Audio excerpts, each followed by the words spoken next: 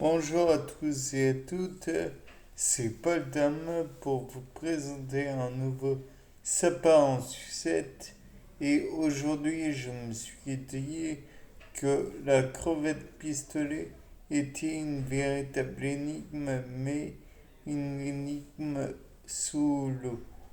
Donc, je me suis demandé s'il était possible qu'un animal fasse une prouesse comparable, mais sur Terre, à savoir envoyer une cavité hydrodynamique, donc hydrodynamique sur Terre, ce serait plutôt aérodynamique, puisque ce ne sera pas un individu qui manipulerait l'eau, mais plutôt l'air.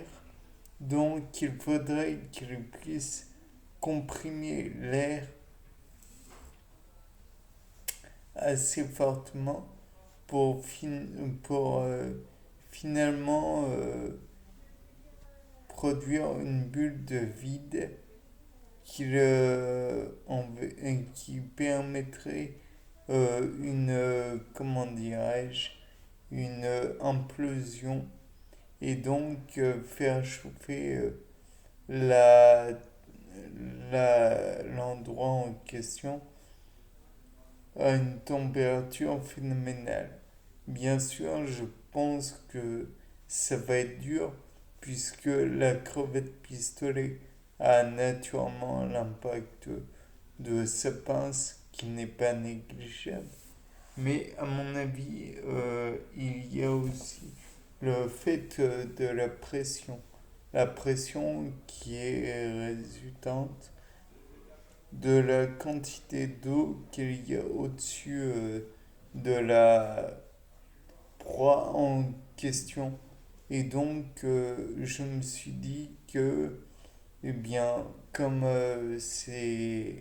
précédemment, je l'avais dit, c'est peu envisageable dans le fluide qu'est l'air. Il y a beau y avoir une pression importante au-dessus de notre tête, je présume que c'est pas envisageable. D'autant que dans le cas des crevettes pistolets, tout de même, il faut envisager que le fluide qui est l'eau a une masse volumique importante, plus que celle de l'air. Et donc là, c'est inenvisageable d'après moi. Mais le fait est que même si c'est inenvisageable, il existe des fourmis, entre autres, qui ont je crois, des pinces ou des mandibules plutôt, qui sont d'une force incommensurable. De plus, même sans avoir des pinces ou des mandibules terribles, le fait est que le nombre peut occasionner des blessures considérables. J'entends par le nombre de personnes ou d'individus plutôt qui sont en train d'attaquer. Exemple de la marabunta, à savoir l'ensemble des fourmis légionnaires, je crois, qui, par leur attaque, peuvent facilement faire de gros dégâts. Après, c'est à vérifier, mais bon, le fait est que je pense que ce qui est vivant face à une marathon, face à une volée, une colonie de fourmis légionnaires ne reste pas vivant très longtemps. De plus, merci le bip. Il est envisageable que via la mandibule, il est possible qu'il soit produit d'autres problèmes. Par exemple, là, je parlais de la crevette pistolet qui a donc fait des dégâts, qui ferait des dégâts plutôt dans l'eau de mer.